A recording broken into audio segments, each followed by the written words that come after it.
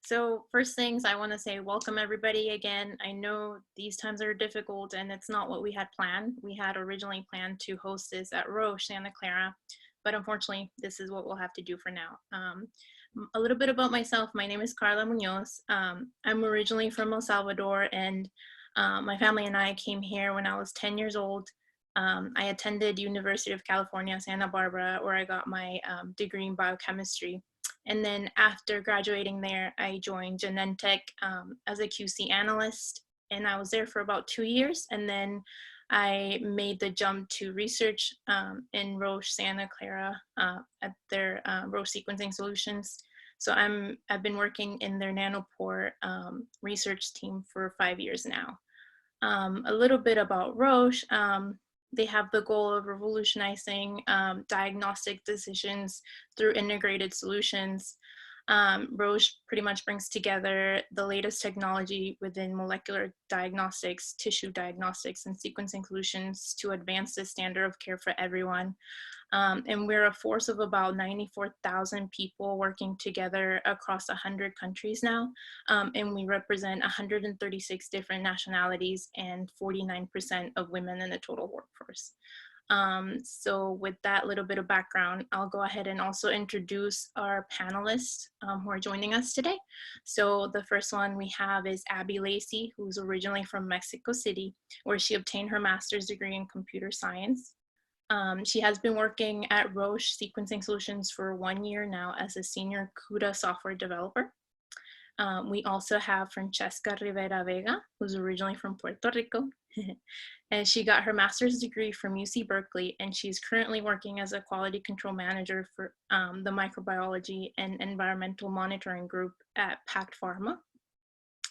And then last but definitely not least, we have Michelle Lozada, who's also from Puerto Rico, and she obtained her PhD in chemical engineering from UC Davis. She's now a senior scientist in the Department of Upstream Development at Agenus. So welcome everybody.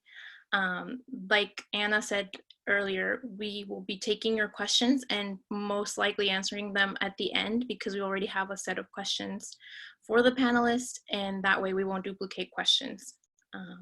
So with that, I'll start with the first question, which is, so what got you guys interested in pursuing a career in science? Mainly, was there a particular event that encouraged you to do so? I can go first. So for me in Mexico, there's like this kind of fight between, there's no equivalent in United States, but it's kind of close to what it is engineering and also arts. Not really like that. It's just like different kinds of engineering and just like something that is softer. And my uncle and my mom always had this fight against each other, like what's better and what's like harder and what is more interesting. And somehow I got into this fight and I decided to take my uncle's side and say that engineering was better and it was interesting. And little by little during my career, I started realizing that it was actually something that there were not a lot of girls. And it's not usually like that for other people, but at least for me, it made more sense. I wanted to have something different. I wanted to be in the cool side where it was like hard and it was like maths and it was just like a total different challenge. I know that it doesn't work like that for a lot of people, but at least for me it worked like that. And that way I always like decided take the hardest subject for this, or like now you're going to learn programming, so pick the hardest one of them. Now I do high performance computing since probably 2008, and well, it was the same kind of decision. Just take the hardest you can take to just to be different. But yeah, I know that it shouldn't be the approach because some people just don't. Well, it's different challenges, but at least for me that was the motivation. Nice, thank you. Does anybody else want to take on that question too? I'll go next. So it's funny because when people ask me this question, like, what got you interested in biotech or in science? I'm like, I don't really know if there was like a turning point event in my life that actually made me make the decision to go into science. It kind of like came to me for some reason. So what I can remember though is that when I was in high school, there was this lady who was very close to our family, and she was running these programs for minority students, for first-time generation college, or first generation students that were interested in going into college, but their parents didn't go to college. So that's my case. My parents did not go to college. So she mentioned like, oh, what are Fransheska's interests? Is she interested in math and science? And my parents were like, sure, yeah, she does great in school. And then they enrolled me in this program called Upward Bound Math and Science. And it made me go to college on the weekends and take courses in biology, chemistry, and pre-calculus and calculus and physics and all these things that I wasn't naturally exposed to in high school.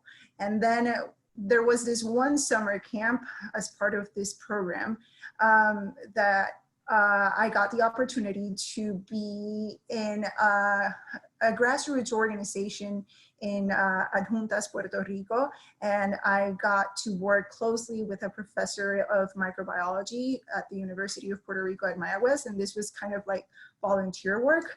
And that's where I got exposed to like this, like science and the experimental design and testing hypotheses.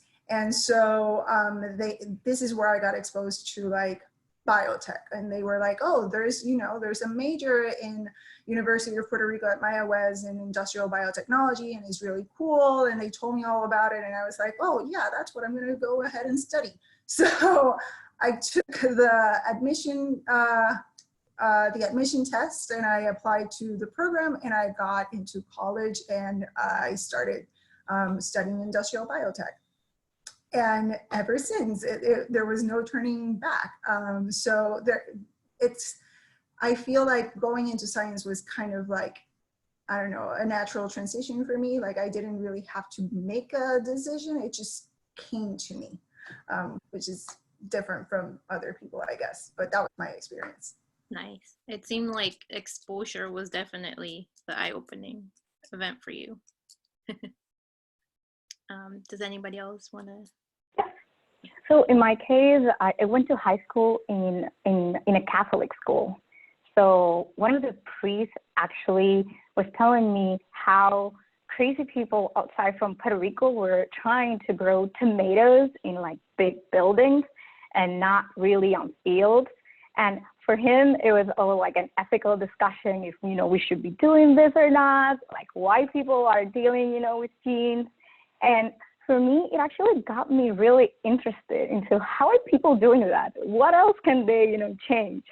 And I did started looking into, more about like what field of study would actually allow me to make all this genetic modifications that I was hearing about that apparently were so bad to do. And I did find out about the industrial biotechnology program similar to Fransheska. But in my situation, the only university that offers that curriculum is actually on the other side of the island.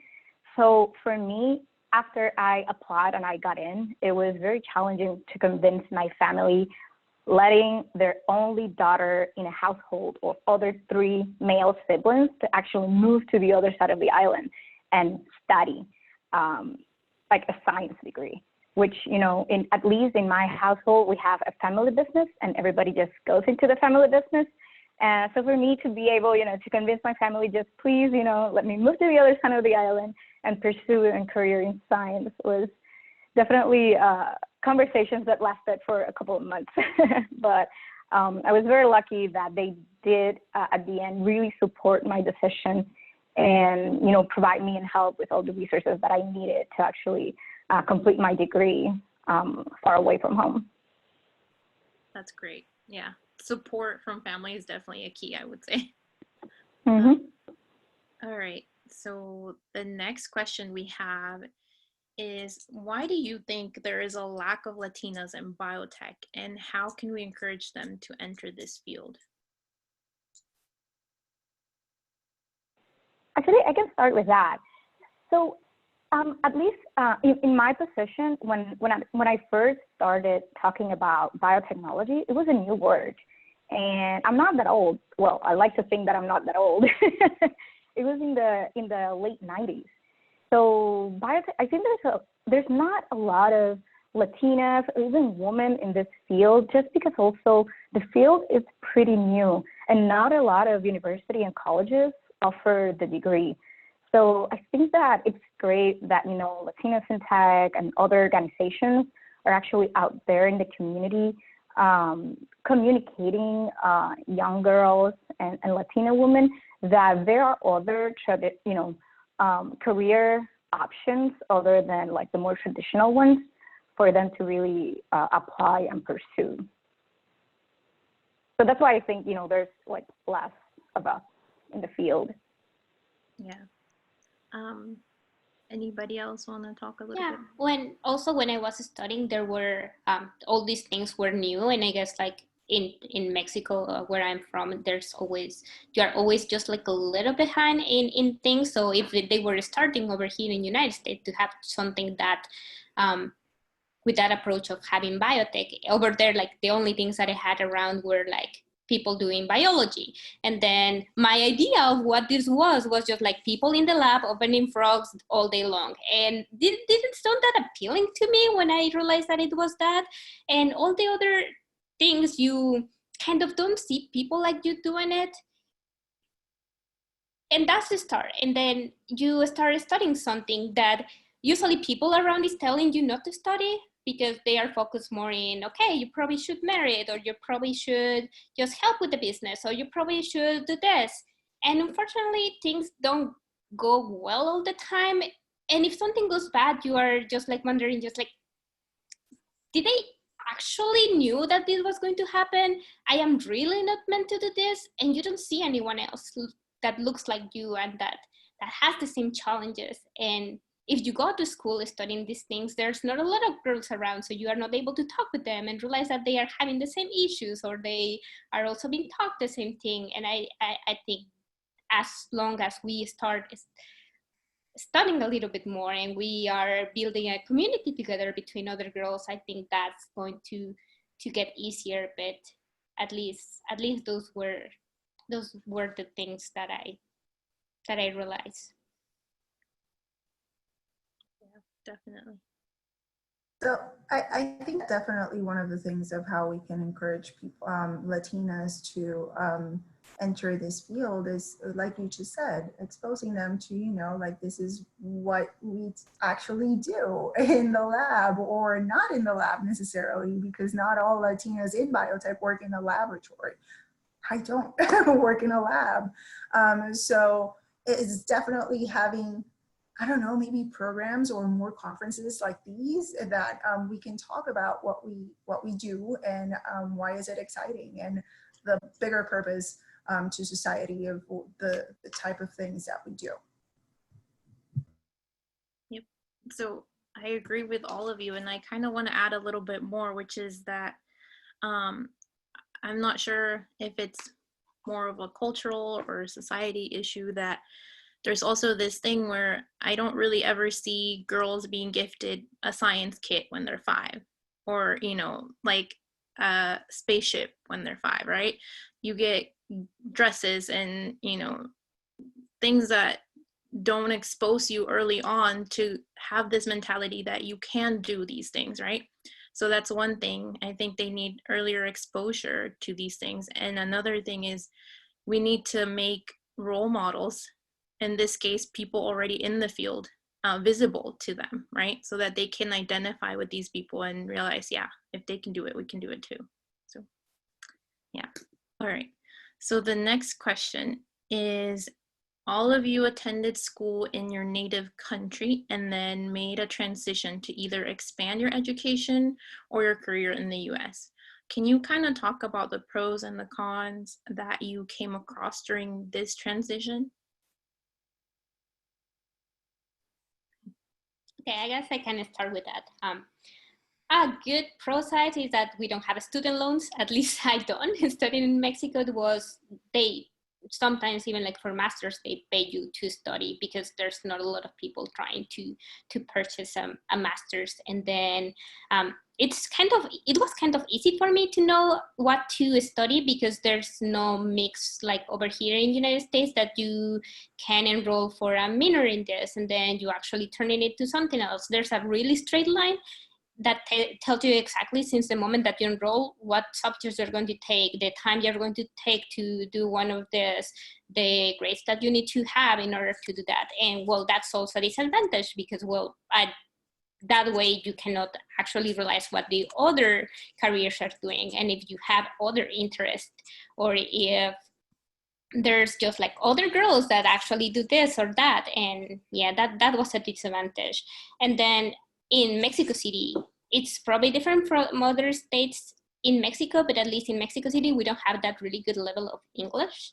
So I think that was hard, even just like to do more in science, to go for a higher degree. It's difficult to just start writing in English and then try to go somewhere else that has better jobs than in your native country.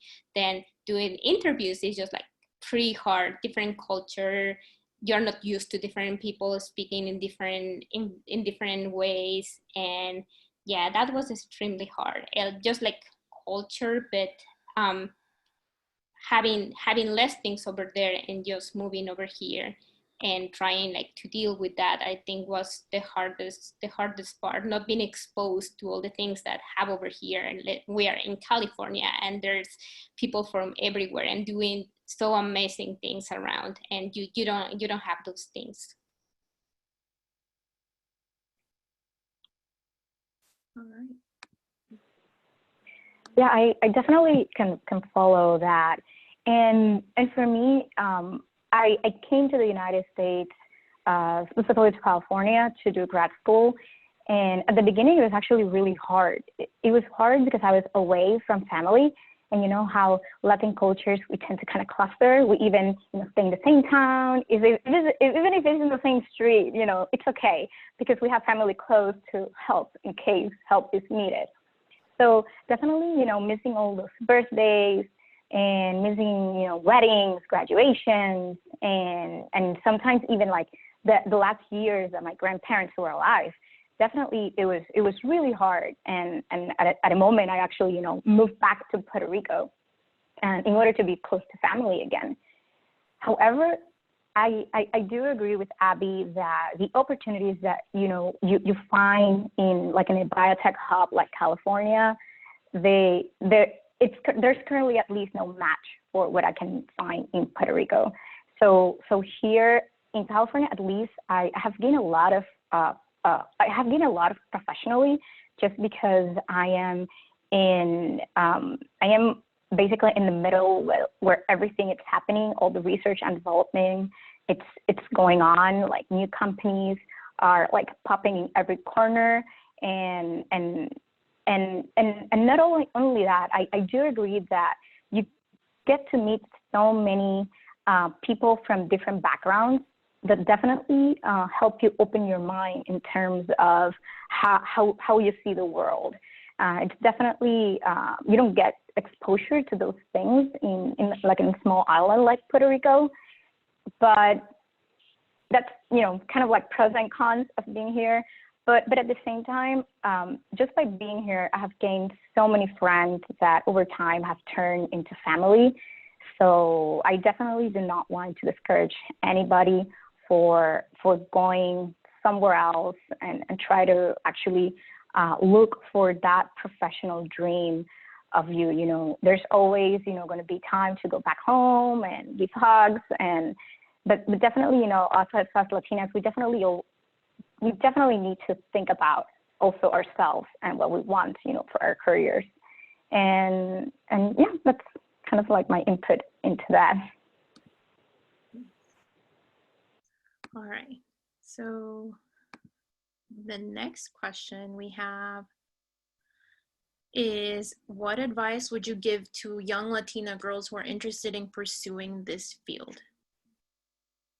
like, I guess to expand on this question, I'm just gonna link it to something somebody already asked, like what's something they can do during high school or college to kind of get them closer, you know, a step in the door?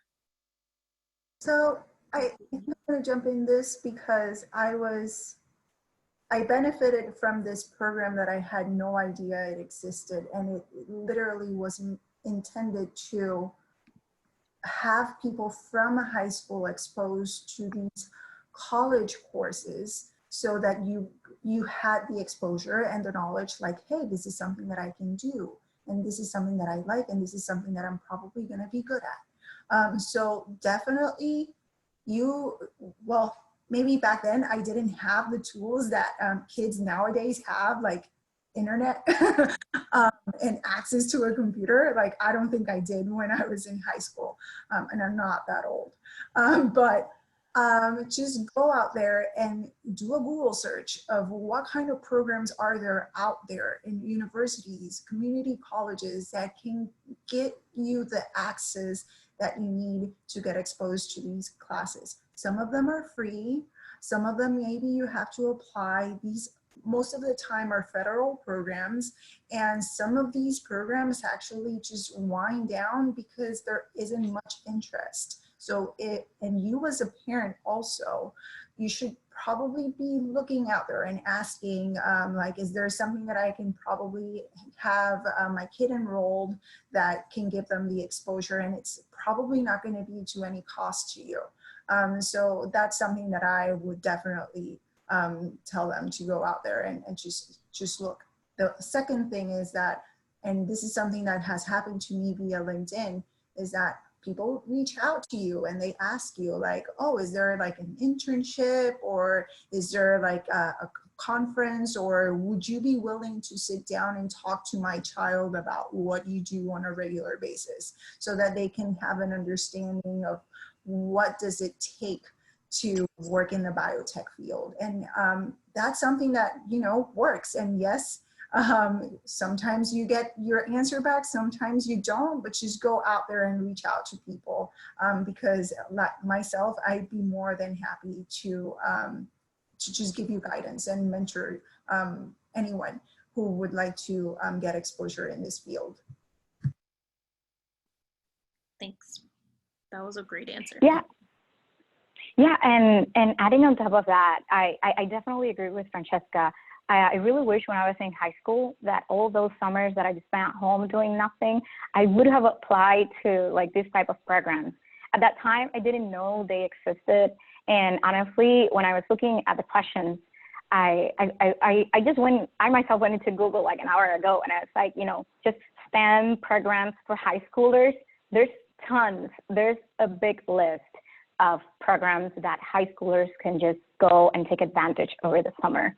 And honestly, it doesn't even end with you know, being a high schooler. When you're an undergrad, you can also apply for summer research programs and all of these programs. You know, if you're an underrepresented minority, and we, you know, Latina women, we kind of check a lot of those boxes, and we definitely can take advantage of those. And even, you know, when you're like applying for undergrad, you can sometimes write to, there's always, all universities have like this undergraduate affairs or graduate studying affairs, and just by saying I'm an underrepresented minority, can you just waive, you know, my application fee? Those things help, you know. And I think the other question was also like, what advice would I give them? And I think the advice that I received, that I think it's been the best advice I have ever gotten in my life, it's always be curious and always ask the dumb question. You know, a lot of people, what they told me is, you know, like the worst thing it could happen is that they're just going to say no. And there's definitely, you know, you just need to, if somebody says no, you just keep asking and asking until somebody says yes, or sometimes the same person will just get tired and will tell you yes. So sometimes, like, at least I have seen a lot of like women and Latinas, like sometimes saying, oh, I want to do this, oh, but they're going to say no. Oh, I want to ask for this, oh, but they don't have a budget. you have to ask the question. It's not on you to say no to yourself. Just let somebody else tell you no. So definitely always ask that question. And if that person says no, there's always somebody next door that you can ask exactly the same question until you find somebody that says yes. I agree with you, Michelle. So there's something my mom always tells me that's like, you already have a no guaranteed by not asking. So that's kind of what you're saying. And then, so you need to be persistent and bold to kind of get yourself in the field. Yeah. Okay, so let's see. Our next question would be, okay. I guess we kind of touched a little bit about this already, but if you could go back to your high school years, is there something you would do differently that would impact your career right now, your current career? For that, I guess I would just have more fun. I was like pre-focused and just like do the thing, have the grade. It's already a path, so just like do the path and reach the goal. And at the end, it was fun. We never realized until we are like at this point. There were like really cool things like happening around it. There were a lot of people that you can learn from, and yeah, I would do that. And also, I would try to do more subjects, even like the ones. Same thing with the no. I already told myself that I wouldn't like this or that class, so I didn't take it. I already thought that there was not going to be something important that I would use about this book, so I didn't read it. So I would do that different. I would talk with more girls. Being an engineer, there were like really few girls, and I didn't try to socialize a lot with them. I just like get myself surrounded by guys. And I guess just by being with other girls, I would have realized the things that they were facing, that I was probably in the same boat. I could have helped another one. And the most important part of this, I guess, if I was again in high school, I wouldn't have be quiet. I would have to speak up. Ever that I saw that one teacher was like not correct with girls, or if I didn't feel something was fair, at the time I just realized that I was just another student and there was no difference by me saying something. I would definitely just go with the girls and just encourage them and try to speak up. If it is not right for you, that's just it. I would do that different. The one advice that I would probably give to myself back in high school is that I don't have to have everything figured out. You know, there's time to, you will have time to explore and make decisions and go into something and you don't like it and then go back to something else. You don't have to have a path completely traced from beginning to end. And that's what happened to me. I had a path from beginning to end.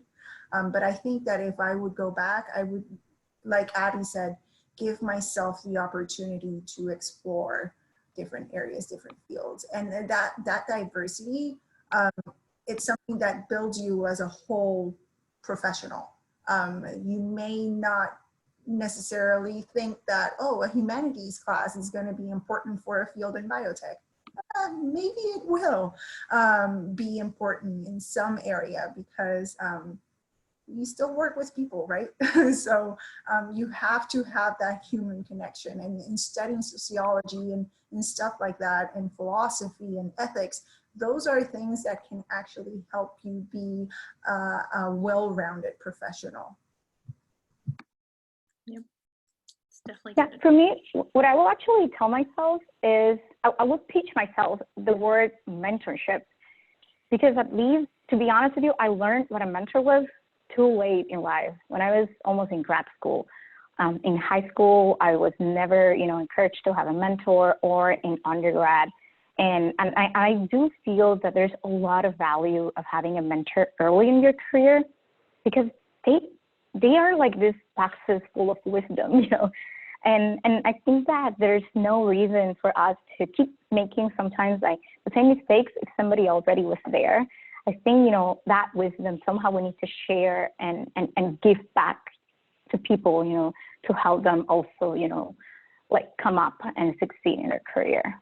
So definitely I would go back in time and just teach myself what a mentor is.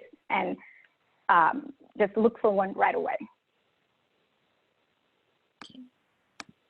Those were great answers.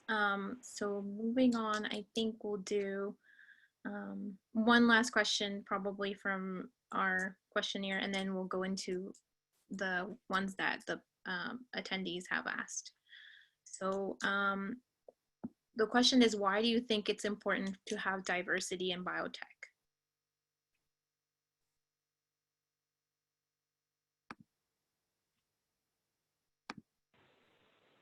Yeah, I can talk a little bit about diversity. And in industry, I have been in different type of teams. You know, I've been in teams where we're all women. I have been teams where we are like all Latinos, because I used to work in Puerto Rico. And I've been in teams where there is like a diverse mindset. And I'll tell you, the best executions that I have done are where I am in teams that are diverse. Typically, like, diversity brings more creativity, and diversity always, you know, makes you think out of the box, because sometimes when you grow up with your siblings, you're kind of taught the same kind of things, so you kind of, you know, think the same. But when you go into an environment or into a room where there's, you know, people of different like races, genders, even, you know, geographically from different places, it's just amazing the different ideas that pop into the conversation. So definitely, I think diversity is a must anywhere. And I'm actually glad that even, you know, teams like Latinas in Tech, it's not necessarily only targeted for like Latinas women. It is targeted also for like men and other people if they want to join. So.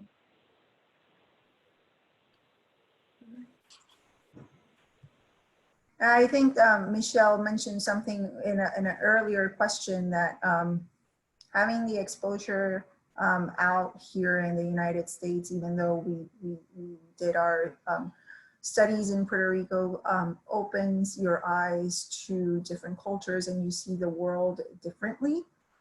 That's exactly why diversity is important in biotech. It's just having people from different backgrounds, having different cultures, and having different ways of thinking. It's better for problem solving, and better for development of products, better for development of new drugs or new therapies. So definitely that's why diversity is important. It's just problem solving, coming together from different perspectives, which can be a challenge when you're trying to find alignment amongst ourselves and develop and implement a project and develop a process. It can be challenging, but it also provides you different perspectives, and it accelerates development.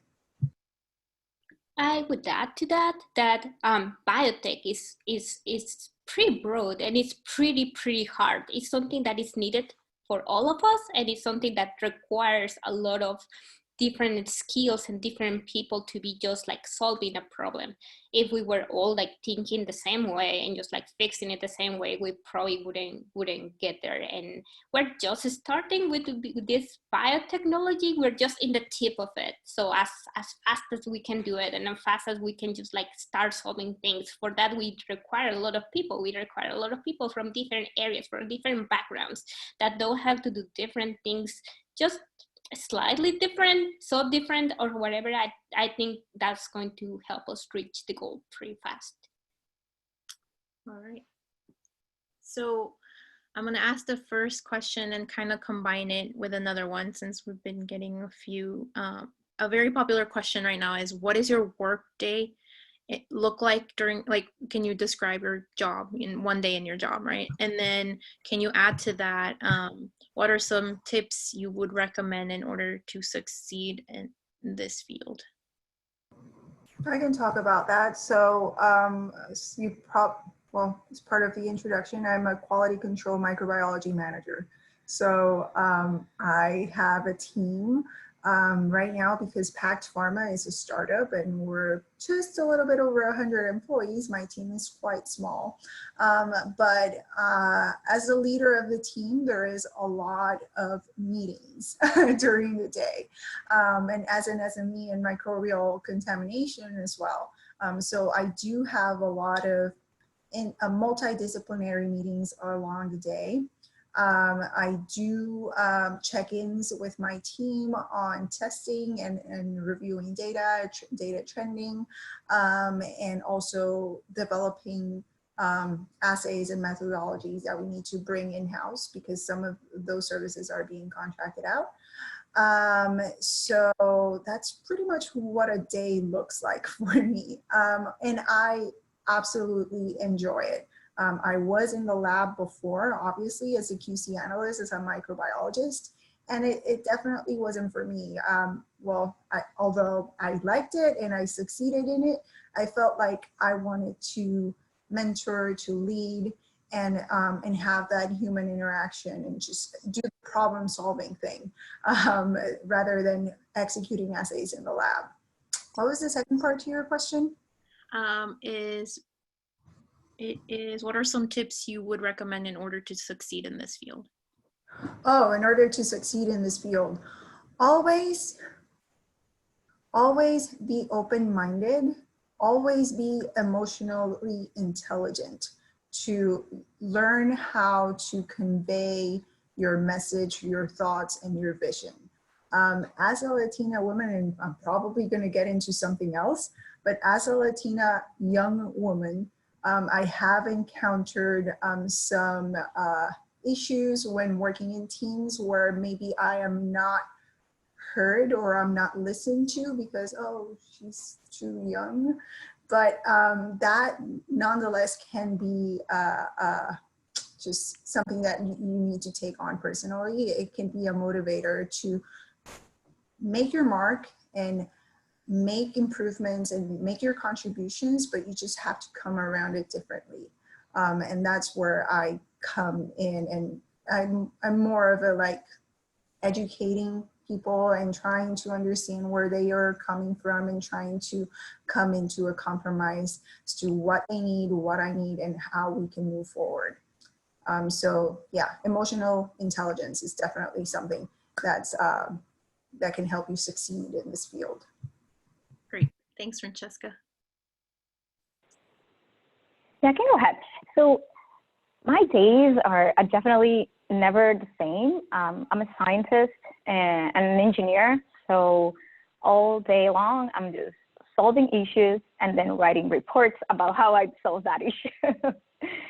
and right now, because I'm also in a very small company, I don't only necessarily get to get involved in upstream related issues. I do get to work a lot with my downstream and attribute sciences colleagues. And when I say, you know, upstream, downstream, that means, you know, the method of producing the product, then purifying it, and then all the different analytical assays that we have to do in order to ensure that we produce our compounds with the correct quality attributes that we're looking for. So I'm always definitely troubleshooting issues. So every day is different because we always get new problems every day. And also, I do get a lot of FaceTime with people in the lab and also with upper management, because right now I'm in a point of my career where I'm kind of like in between the two. So I do get some time to spend hands-on in the lab, which is great because I love it. And also I get to do a lot of more of the administrative things in the company. So for me, it's a great balance because I definitely never get bored of just doing one thing. And I'm also working with a pretty small team, and we're actually all women, and it's fabulous. So yeah, and I think the second question, I also forgot what it was. It was just, what are some tips you would recommend in order to succeed in this field? Oh yeah. So my biggest tip will be anything that you do, just do it well and do it, you know, with passion. I think that a lot of times, you know, when sometimes you get to do something at work, sometimes, you know, you do things that you like better than others. But I think all tasks, you know, should just get the best of you. So any task that you have to do at work, it doesn't matter what it is, you know, sometimes you're going to be in a really cool project, sometimes you're going to be in a really boring one. Just always give the best of yourself and try to just, you know, finish it. Definitely always finish, you know, projects and deliver all the results that you're required to on time. And that's definitely going to come really, really important when leadership is looking at you, because they're definitely looking for people that deliver results, and the results are what it's intended for the business. So I think that would be my main tip, you know, to kind of take home. Yeah. For me, kind of how a day looks, for it, my role is totally different. So I work with people. I don't work in the lab. I like, there's people working in the lab, and they would develop. I work in the DNA sequencer, so I don't know how many of us are, like, at least like 40. But like, there's like different kind of roles, and they like do an algorithm to check things, and it's not fast. This kind of algorithms can take some hours, it could take some days. So my role is to develop a version of the algorithm that runs on GPUs, that then can be solved and give you a result like in probably 10 minutes, 1 minute, it depends. But then like that whatever I do, I have a lot of communication with those teams, and then they are able to test instead of only one sample for the day. They are able to test different ones and like do different analysis, and then they design something else because they realize things were different, that I would have it again, and I would just like kind to realize how to make this part work faster for them. So we develop faster optimizations. And I guess like the advice, it's a little bit like they already mentioned, but I value a lot communication.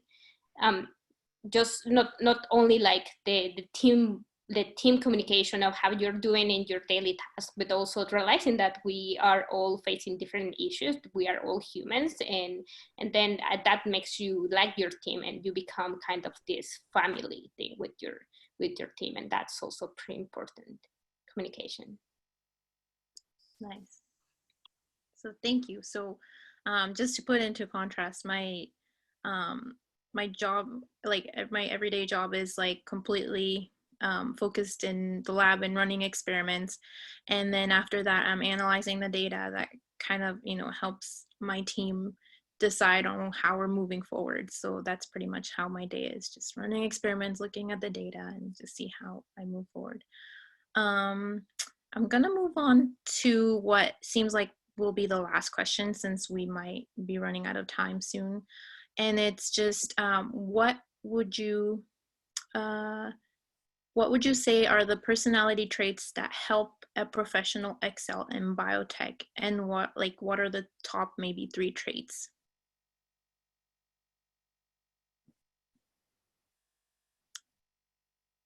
So anybody wanna? I think I can, go ahead. Yeah, go ahead.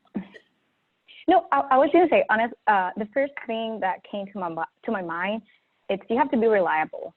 So in the business world, everybody has like this list of projects and milestones that we need to accomplish in order to deliver drugs for patients, or basically complete milestones for stakeholders, because that's also there.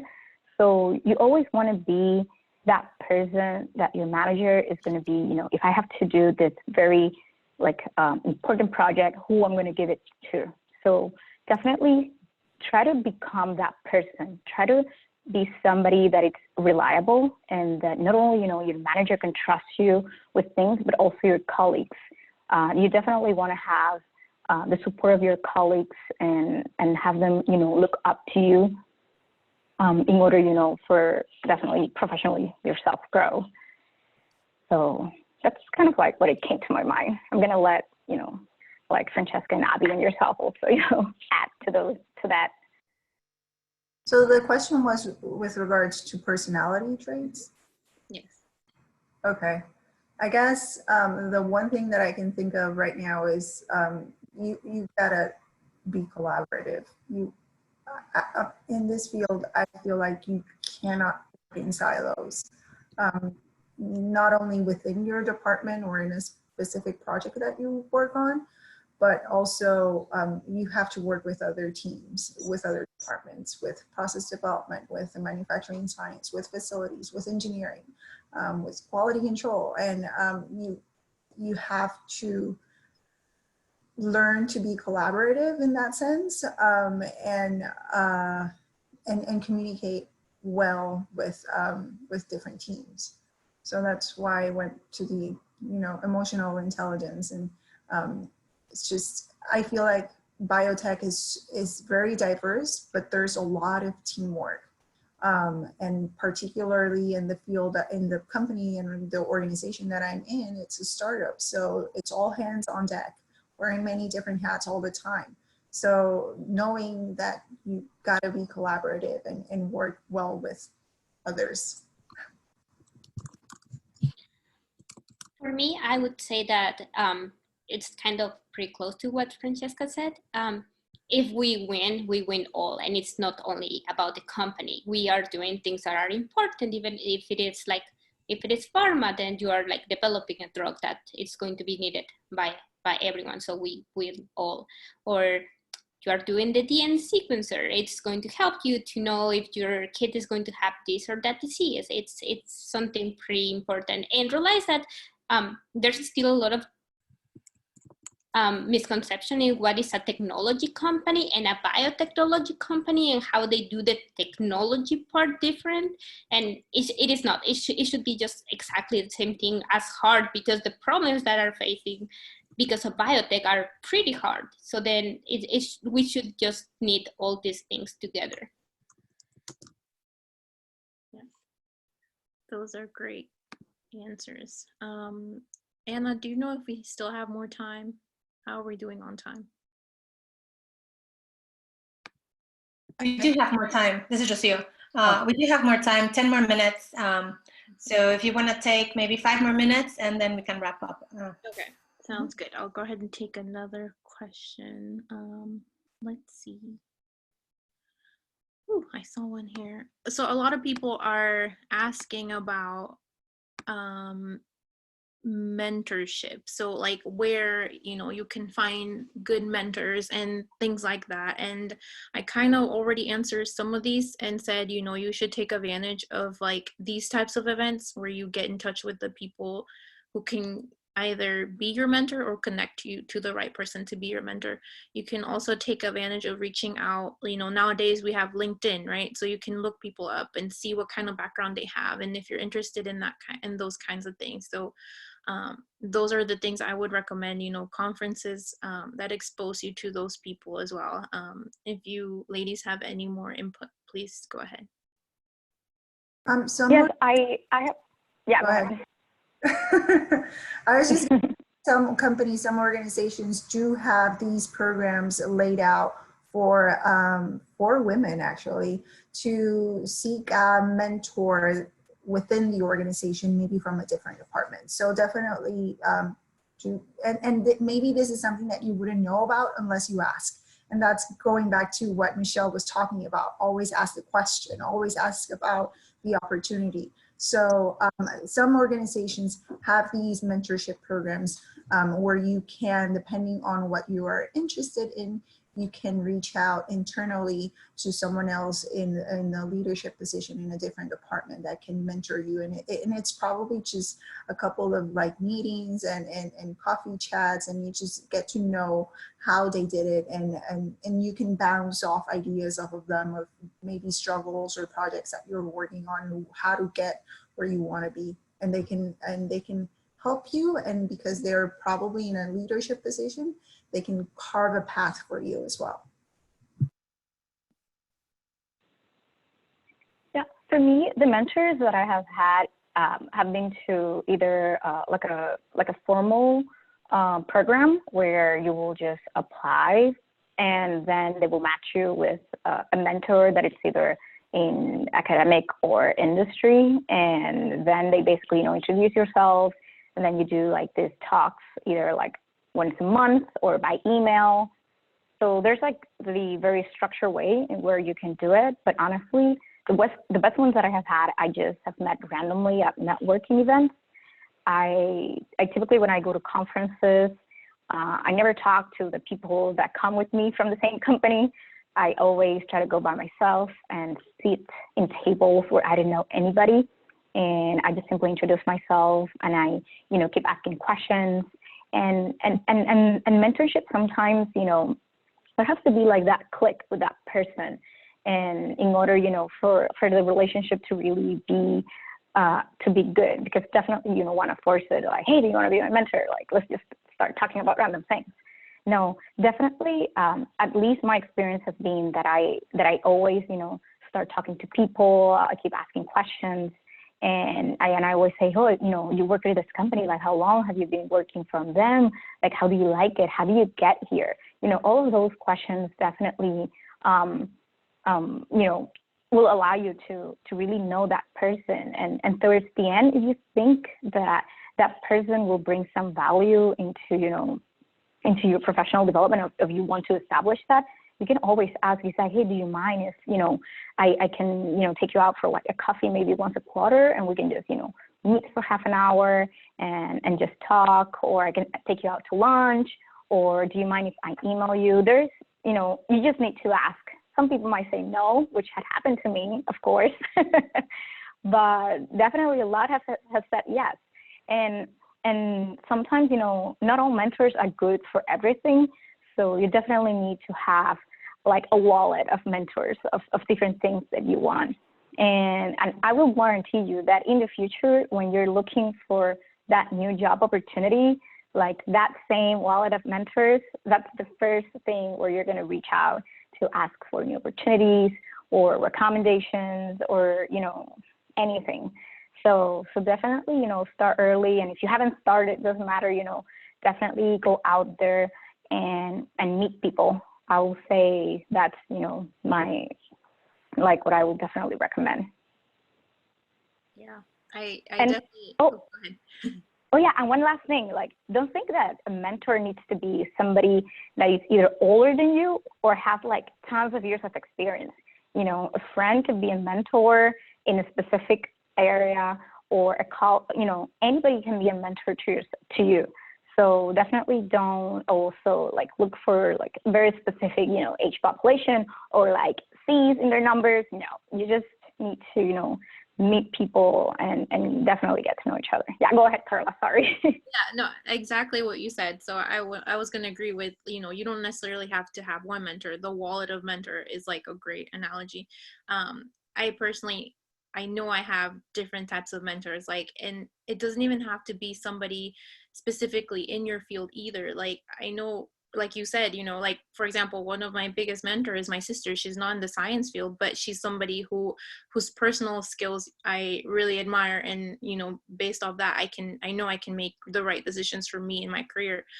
There's also, different mentors I have, like one for helping me with my resume, or one that helps me, okay, what advice do you have for me to get a promotion? Different things like that. So you don't have a limit on how many mentors you can have. And if, not one person is going to have everything, because that's what you're building that person for you to become. It's not somebody who's already out there like that. So yeah.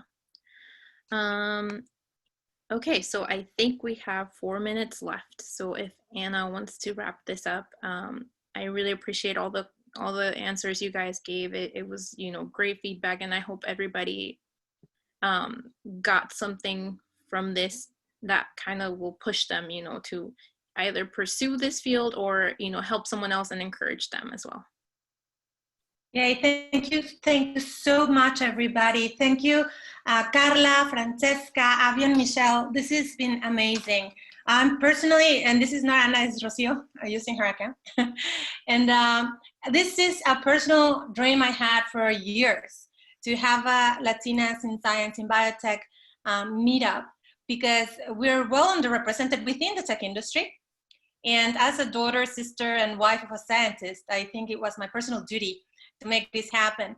And I want to bring in 2 important takeaways that I personally would like to remark. Don't, as Michelle said, do not take no for an answer. Rethink what your dreams are and how would you react if you had no fear of a no, and then go and do it. Having a mentor gives you that security as well.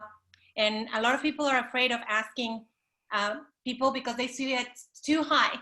They don't need to be Latinas if they aren't. They could be guys, white guys. Just go ahead and ask, because you know what?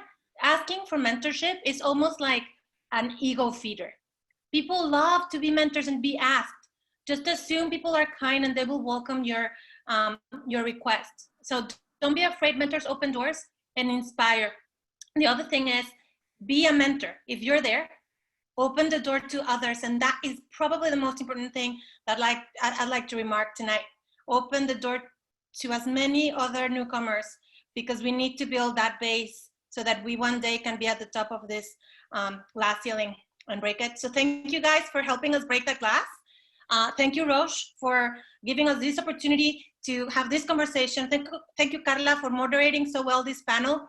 Guys, everybody that attended, thank you for being with us during this coronavirus season.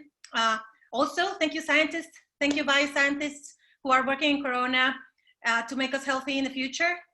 And with that, the last thing I want to say is please do go to our career hub.